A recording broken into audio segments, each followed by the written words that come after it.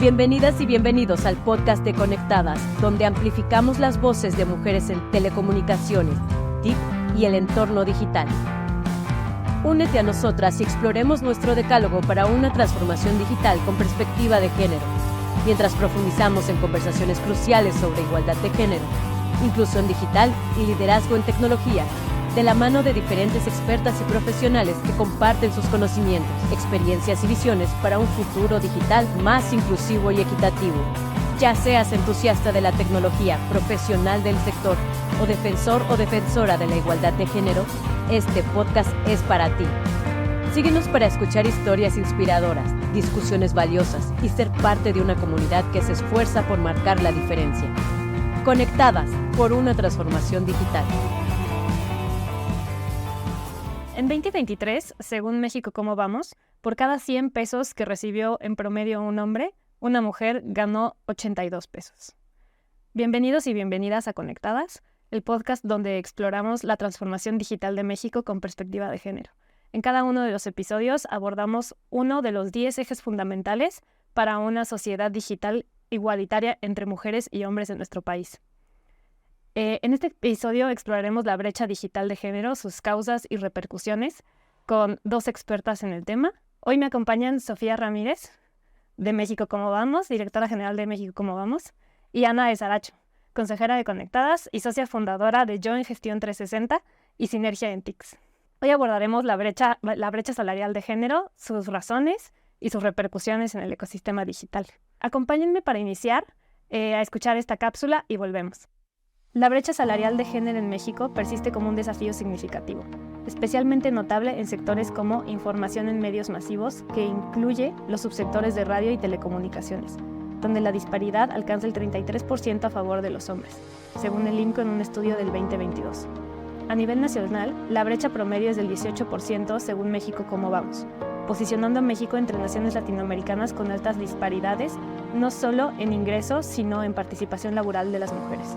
Factores clave de la brecha salarial de género incluyen la segregación ocupacional, donde las mujeres tienden a estar sobrerepresentadas en sectores de baja remuneración, y la carga desigual de trabajo no remunerado, que limita su disponibilidad para empleos a tiempo completo y trayectorias laborales ininterrumpidas. Además, persisten prácticas discriminatorias en la contratación y promoción laboral, que perpetúan la desigualdad salarial, según la OIT en un estudio del 2020. Estas estructuras subyacentes reflejan desafíos culturales y socioeconómicos profundos que requieren políticas efectivas y una mayor transparencia en la remuneración para abordar de manera integral esta problemática. Quiero agradecer a Sofía por prestarnos su voz para estos datos sobre la brecha salarial. Y quisiera empezar la conversación con una pregunta. Para profundizar en el tema, ¿qué más sabemos sobre la brecha salarial de género y cómo influyen los estereotipos en la remuneración que reciben las mujeres frente a los hombres en diferentes posiciones jerárquicas y en diferentes sectores laborales, o por ejemplo específicamente el ecosistema digital? Sofía. Pues creo que hay varios rubros donde vale la pena regresarnos a entender que no solamente pasa justamente en el ámbito digital y en las telecomunicaciones, tecnologías de la información. Creo que tenemos que regresarnos un poquito a entender pues cómo justamente hay rubros anteriores. Por ejemplo, el logro del nivel educativo no se ha reflejado totalmente en la disminución de las brechas salariales. Creo que eso es muy importante porque la brecha salarial, por ejemplo, a mayor ingreso es menor en términos porcentuales. Pero si hablamos de personas con posgrado, estamos hablando que la brecha alcanza incluso 30% entre hombres y mujeres. Y esto platicábamos un poco al comienzo de la conversación fuera del aire, Ana, Jimena y yo, justamente de cómo a lo largo de la vida, pues las mujeres generalmente estamos más preparadas, más dispuestas a aprender más dispuestas a un montón de cosas, y a la mera hora eso no se traduce en mayores ingresos. Las brechas prevalecen por ámbitos distintos y ajenos. Creo que hay otros dos rubros, por ejemplo, que vale la pena destacar, que es la trayectoria y la acumulación de años. No es necesariamente el caso de Ana, claramente, pero muchas mujeres optan por cambiar de trabajo o hacer una pausa en su vida profesional o laboral para poder atender labores de crianza y de cuidados dentro del hogar. Entonces, eso hace que pues tu carrera se vea interrumpida de manera muy clara, y al momento que tú tengas que justificar qué hiciste estos 2 años, pues la respuesta va a ser, pues fui mamá, ¿no? Pero va a ser difícil que dentro del trabajo eso se considere un trabajo o haya habido experiencia por medio.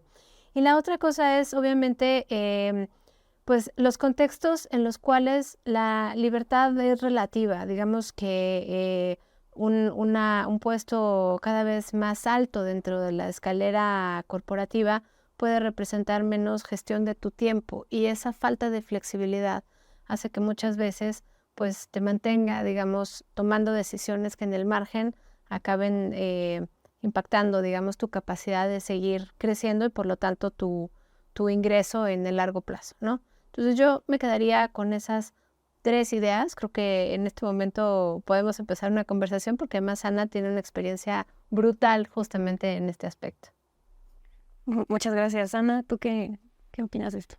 Pues mira, yo lo que quiero decir es que creo que hay un tema sociocultural de fondo, de raíz, sistémico en este país y en muchos. No lo voy a dejar solo en México, pero en este país lo hay. De que las mujeres, pues el puesto de las mujeres no está en los trabajos, ¿no? En la profesionalidad y en la parte remunerada. Y hoy sí está, pero está prestada como si fuera un favor. Como si esas llegadas de mujeres a invadir un espacio que no les correspondía, y lo pongo entre comillas claramente, fuera como un estoy agradecida porque me permitas formar parte de esto. ¿Y de qué nos habla? Pues de la falta de igualdad de oportunidades, ¿no? De no entender que tenemos los mismos derechos que los hombres para estar tanto en el espacio remunerado como en el no remunerado. Los hombres deberían de estar. Pero entonces creo que eso, pues ya desde ahí empezamos las mujeres con este chip de favor, de agradecer la oportunidad, de agradecer que se nos abran los espacios. Y por supuesto que desde ese lugar es difícil que puedas exigir la remuneración que te toca. Yo no conozco ningún hombre que acepte un trabajo diciendo gracias por esta oportunidad. El hombre dice, claro que me contrataste porque soy tu mejor opción para estar aquí. Y las mujeres no. Y entonces creo que desde ahí la parte de tener la posibilidad de negociar o de exigir lo que corresponde, no estoy diciendo tampoco del abuso de la posición, simplemente de lo que te corresponde, pues se hace fácil para las empresas conseguir talento femenino barato, que eventualmente termina dando esta brecha salarial que luego se vive en las empresas, porque claro, cuando empiezan a revisar un poco cuánto gana una mujer que desempeña el mismo rol y mismas responsabilidades que un hombre, como las condiciones de contratación se dieron en circunstancias tan disparejas, pues la brecha está ahí de entrada. Y el problema es que ya luego es difícil corregirlo, porque costaría muchísimo más dinero del que probablemente una empresa puede estar dispuesta a poner para igualar eso. ¿Qué es más sencillo? ¿Bajarle el sueldo a quienes lo tienen alto o subirle el sueldo a quienes las tienen bajas? Entonces, pues ninguna de las dos. Pero sin duda el costo es muchísimo más alto para llevar a las mujeres al lugar donde deberían de estar. Y eso me parece que entran temas que, bueno, podríamos tener podcast solo para eso, pero del síndrome del impostor, ¿no? Mujeres sabiendo que entran a un trabajo y hablando con sus voces, Sofía, que tanto platicábamos de nuestras voces, diciendo, híjole, pero ¿y de verdad yo soy la persona para este puesto? O sea, cuestionándonos nosotras mismas si somos o no el perfil, si somos la persona idónea para esa empresa, en vez de llegar con esta autoconfianza y esta seguridad de decir, yo vengo aquí a ser un agente de cambio, tengo un valor agregado que aportar a esta empresa y le voy a dar los resultados que se necesitan y vamos a crecer juntos, porque además esto es un win-win. O sea, la verdad es que si las mujeres entran con una confianza superior y pudiendo hablar con sus voces saboteadoras que dicen, no deberías de estar aquí, o qué estás dejando en tu casa, porque también hablábamos de las culpas, qué pasa con entonces cuando tenemos hijos, y si no deberíamos más bien estar dedicando ese tiempo valioso a otros lugares, pues entonces esto probablemente no sería tan grave como es hoy. Y a mí me parece, yo cada vez que hablo de brecha salarial con una empresa, siento una cierta incomodidad. Es como un dato que, digo, no sé, supongo que tú lo debes de saber mucho mejor que yo, Sofía, pero que cuesta que den. No, ¿No? además todo el mundo te dice, aquí no, aquí contratamos hombres y mujeres por parejo, pero entry level, ¿no? No, O sea, de entrada, no en exactamente. las digamos, en las posiciones más relevantes. Exacto, o te hablan de bandas salariales y entonces esa banda de repente tiene un mundo de cambio entre la posición baja y la posición alta. Entonces claramente se abren brechas respecto de la misma banda salarial y eso es bien difícil. Y por el otro lado entiendo también que digan, entonces, ¿dónde queda la posibilidad de tener un diferenciador porque mi trabajo es espectacular o porque es verdaderamente de valor para una empresa? Entonces, pues hay muchos temas ahí que analizar. Algunos vienen desde una parte muy emocional, desde una parte interna, otros son mucho más externos, pero creo que todo esto pues nos tiene hoy en el problema en el que nos encontramos y del que es difícil salir por esto que les digo, ¿no? En realidad hoy arreglarlo pues implica tener un programa a muchos años como para poderlo hacer, porque nadie va a poder sacar esa cantidad de dinero de un día para otro para arreglar esa brecha, ¿no? Pero además es como muy natural en el momento en el que tú tienes 5 pesos y tienes que llegar al kilómetro 50, pues si contratas mujeres vas a tener 5 veces más talento por menor precio. Entonces es un reto bien interesante porque no se trata de explotar el talento femenino, sino de emparejar la cancha para que la carrera sea igual y entonces por el mismo precio obtengas el mismo talento. Creo que esa es un poco la pregunta de fondo. Y además, o sea, justo decían esto de los estereotipos no solo internalizados, ¿no? Sino también internalizados a nivel colectivo e institucionalizados, ¿no? Un poco es también, no solo yo, mujer, pues un poco internalicé el estereotipo de que tengo que estar en mi casa, cuidando, haciendo labores no remuneradas. También, o sea, los hombres y la propia empresa han internalizado, o bueno, las propias instituciones han internalizado esto, ¿no? Y se ve un poco reflejado también en el tipo de trabajo que hacen las mujeres, ¿no? O sea, a medio tiempo, más flexible, menos flexible, ¿no? Entonces, o sea, ese tipo también, todas esas diferencias también no se reflejan como tal en una cantidad que pueda dar la empresa, ¿no? Como, ay, aquí no hay disparidad salarial, digamos. No, totalmente. Y cuando les decía yo al principio en la primera intervención que no estamos en la misma condición de libertad, justamente hay un premio Nobel de Claudia Goldin del año pasado de Economía que habla sobre eso. O sea, las decisiones que tomamos las mujeres en el ámbito profesional y laboral no están en las mismas condiciones, no están tomadas en las mismas condiciones de libertad que los hombres, porque el contexto importa muchísimo. Entonces, la expectativa que hay sobre tu rol en casa, sobre tu rol en la sociedad, sobre tu rol en la empresa, pues hace que solamente tengas a la ansiedad adentro de ti dictándote lo que puedes y no puedes hacer. Y obviamente el dolor siempre de decidir, pues solo puedo estar en un solo lado. Voy a estar en la junta con los directivos o voy a estar en el kinder recogiendo a mi hija. Y fíjate que tengo un caso de una mujer que trabajaba conmigo, que era parte de mi equipo, y pues a ver, yo tengo 3 hijos y lo he vivido muchas veces en no las circunstancias maravillosas en las que debí de haber tenido estos hijos. Y por lo mismo, pues me considero una jefa capaz de entender y de empatizar con la situación y además, pues siempre buscaría estar en un lugar que diera las condiciones. Pues esta mujer tiene a su hijo, regresa de su maternity leave y renuncia. Sin más. Y yo me acuerdo de haber dicho, ¿por qué lo haces? Tienes un talento importante y creo que puedes desarrollarte maravillosamente. Déjame acompañarte en este desarrollo, porque sí se puede. Yo soy el ejemplo de que se puede desarrollarse y tener 3 hijos. Sí se logra. Y lo que me dijo es que voy a querer condiciones, prefiero trabajar medio tiempo y para trabajar eso me va a costar más tener a gente que cuide a mis hijos y todos los costos involucrados en que haya alguien a que simplemente renuncie a mi propio sueldo y yo me convierta en esa persona que cuida hijos. Y la verdad es que no tuve más que decir, ¿no? Mujeres que me dicen, yo trabajo para poder trabajar, porque al final gran parte de ese sueldo se va, además, ¿a quién hace esas labores que tú no puedes hacer, no remuneradas? Que tienes que acabar remunerando a alguien para que las haga. Entonces ahí nos encontramos también con ese mundo. Pero parece que los hombres no son parte de esta conversación. ¿No? Ni la expectativa de que lo sean, además. O sea, también creo que parte del problema es que justamente no hay ninguna demanda por parte de la sociedad de que los hombres se involucren.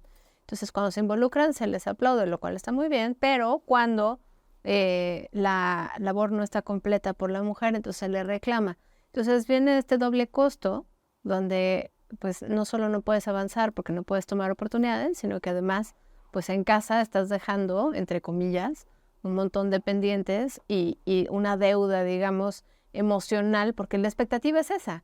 Si la expectativa fuera aquí todos parejos y papá y mamá están igualmente presentes, pues obviamente no habría esa deuda emocional que después, ¿no?, se reclama.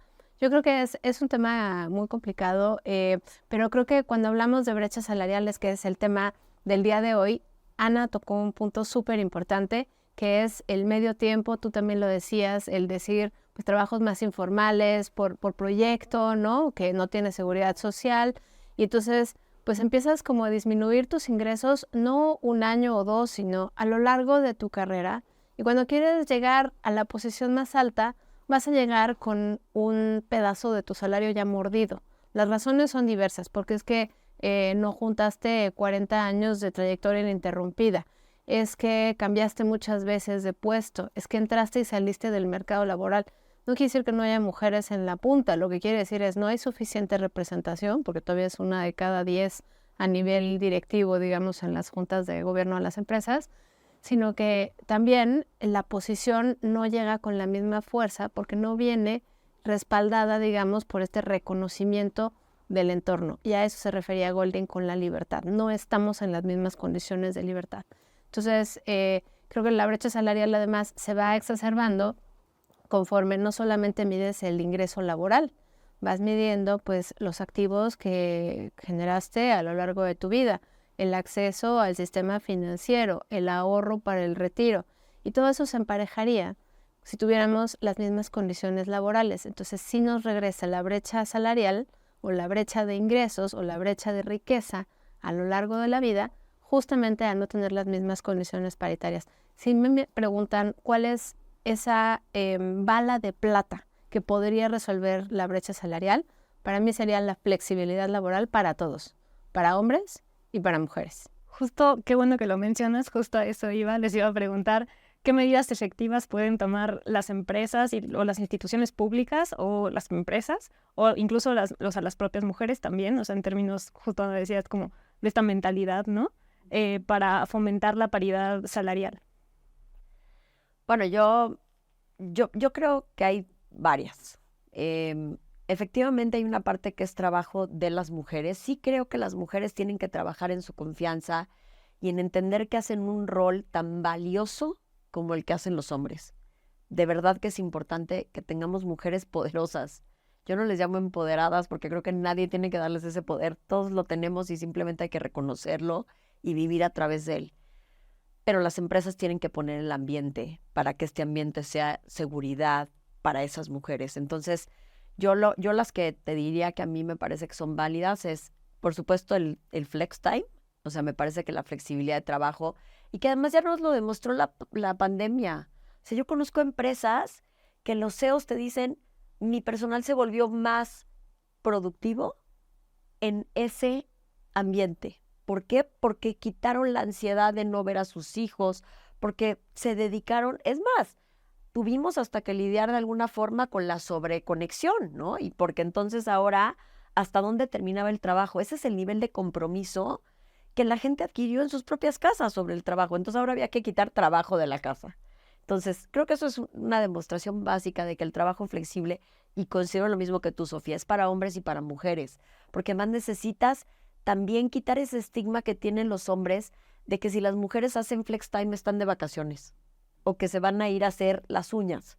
O sea, tienen que entender que simplemente es una manera distinta de trabajar, donde gestionas tu tiempo de una manera diferente para dárselo a todo lo que te lo está reclamando. Pero eso no quiere decir que dejes de hacer un trabajo serio.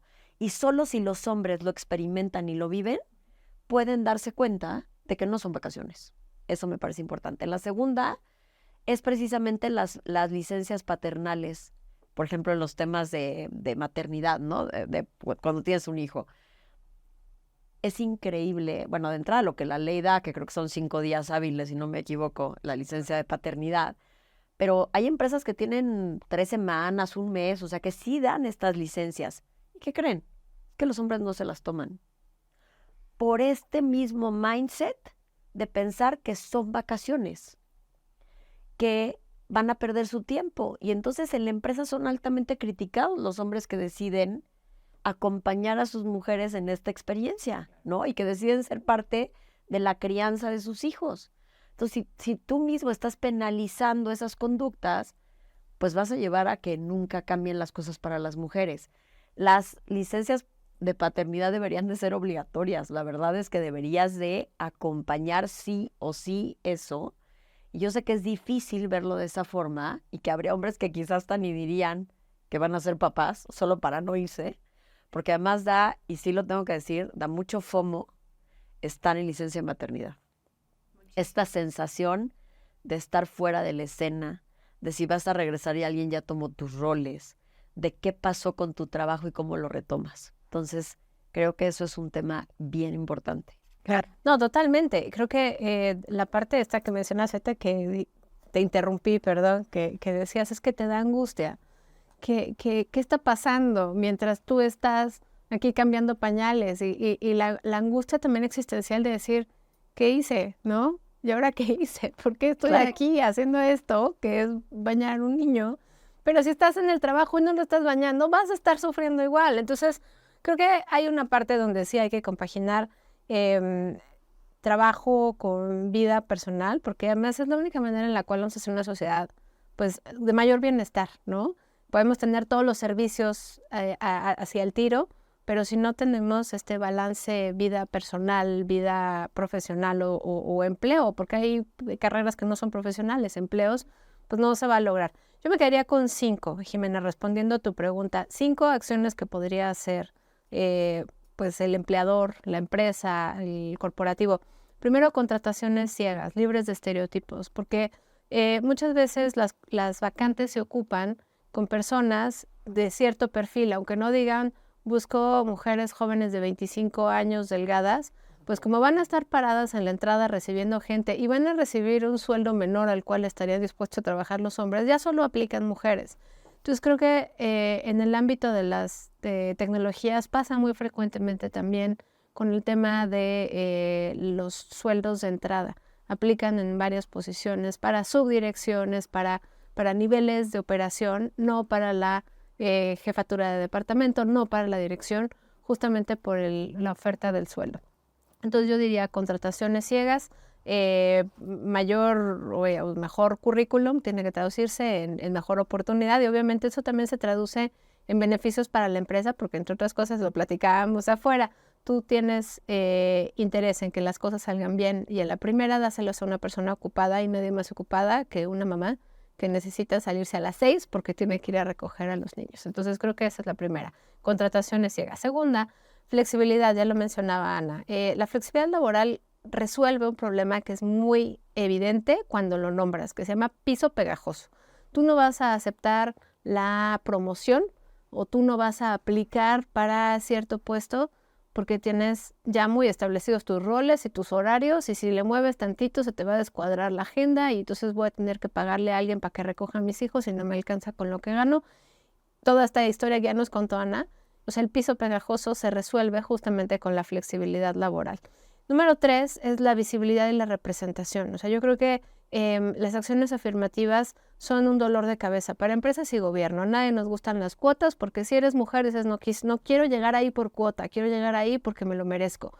Pero las cuotas no son esa cosa dañina. O sea, los hombres también lo ven como las cuotas son, claro, van a contratarla porque es mujer. Entonces, yo creo que las cuotas son una manera de emparejar justamente ese piso y que nos permite también ir rompiendo el techo de cristal, porque ahorita ya lo platicábamos, hay 1 de cada 10 mujeres en posiciones directivas, pues eso es, pues qué bueno por ella y qué bueno por la empresa, pero la representación de una población adulta del 53-54% no está allí. Número 4, yo diría que son entornos laborales más amables con la compaginación de la maternidad. No solo es la flexibilidad, es que no haya sanción social por ser madre, ¿no? Esa es una parte que sí entra en la cultura corporativa. Y finalmente el ejemplo de la directiva, que sería la número 5, que justamente es lo que está diciendo Ana, que sea a fuerzas, pero nada puede ser a fuerzas para el director general. Si el director general no se toma los 5 días de licencia de paternidad, no se los va a tomar su equipo inmediato y no se lo van a tomar los mandos medios. Y entonces, aunque esté en el papel, pues quien se lo tome va a ser mal visto. Y quien no se lo tome, pues está haciendo lo mismo que el líder, ¿no? O sea, ahora sí que sigue al líder. Entonces yo creo que el ejemplo importa muchísimo y con esas 5 acciones yo creo que podríamos ir cambiando de manera muy importante pues la manera en la cual nos relacionamos entre nosotros en el ámbito laboral, que se traduce de manera directa pues en una cancha más pareja en el presente, pero también en el futuro. Ya en otro episodio platicaremos de las pensiones y la falta de acceso al ahorro para el retiro de las mujeres, que al final deviene de esto, de las brechas salariales y de las brechas de ingreso que se van generando a lo largo de la vida. Pues muchas gracias por todo, pero por sus opiniones y también las medidas que destacan. Yo creo que también la transparencia salarial y por ejemplo, prohibir prácticas que se han probado pues dañinas para esto, ¿no? Como de esto de CVs ciegos, pero también como exigir, bueno, que te digan sus remuneraciones pasadas, ¿no? Que básicamente es como, pues si te han pagado poco, te vamos a seguir pagando poco, ¿no? Y pues me gustaría pedirles algunas conclusiones rápido para cerrar el capítulo. Ana, por favor. Pues a ver, yo creo que claramente hay un tema sociocultural que hay que atacar y eso solo se hace con concientización y con ejemplo. Creo que lo dijiste muy bien, Sofía. Esto se barre de arriba para abajo. Todo lo que tiene que ver con estos temas tiene que venir de la directiva y no solo de un papel. Eso es básico. La segunda es esa parte de mujeres que se crean que están donde deben de estar o quizá no están donde deben de estar y deberían de estar aún más arriba y en mejores condiciones. Y creo que eso sí es una parte que yo invito muchísimo a las mujeres a trabajar, ¿no? A trabajar y a concientizarse del valor que aportan a la sociedad, a las empresas y a todos. En general creo que somos un elemento fundamental, como los hombres ya lo son, pero ellos lo tienen muy claro. Entonces creo que hay que poner ese segundo elemento. Y la tercera es que en la medida en que se pueda, sí también tratemos de incluir al hombre en la otra parte de la labor no remunerada. O sea, necesitamos dejar de aplaudir a un papá que esté en un chat de la escuela. Necesitamos dejar de pensar que nos hacen un favor cuidando a los niños mientras nosotros no podemos estar. Son parte de la crianza de nuestros hijos. Y yo a veces me pregunto, ¿no me gustaría que mis hijos tuvieran más memorias de más temas con su papá? Muchas más. Yo veo las generaciones de atrás y veo que lo que dicen de sus padres es, mi papá trabajaba todo el día y llegaba en la noche a regañar, que creo que no estamos en esa generación, pero si seguimos pensando que solo el padre es proveedor o que ese es el rol fundamental, ese es el recuerdo que dejamos en las generaciones nuevas de los hombres. Y creo que podrían tener un recuerdo mucho más cercanos de padres, mucho más cercanos y cerca de la crianza. Entonces, eso ya es lo que me quedaría. Es un mundo que cambia muy rápido. O sea, para hombres y mujeres, las juventudes de hoy son las más educadas y son las que menores ingresos o menores ofertas en términos de ingresos reciben. Si a eso le sumas el sexo, pues obviamente las mujeres ganan menos. Pero además hay otra parte que me parece muy importante y con esto las dejo con la idea, es que las mamás necesitan trabajar. O sea, las mamás sí necesitan trabajar, pero muchas veces las restricciones de tiempo hacen que los trabajos que ocupemos sean de menor calidad o de menores prestaciones. Entonces, todos tenemos madre. Yo creo que todas tenemos algún tipo de referente en ese rubro. Yo pues creo que el aporte que dejaría sería justamente vamos a darle esas oportunidades a las mujeres que sean madres y a las mujeres que son madres que nos escuchan, que se den ellas mismas la oportunidad de intentar compaginar estos dos roles.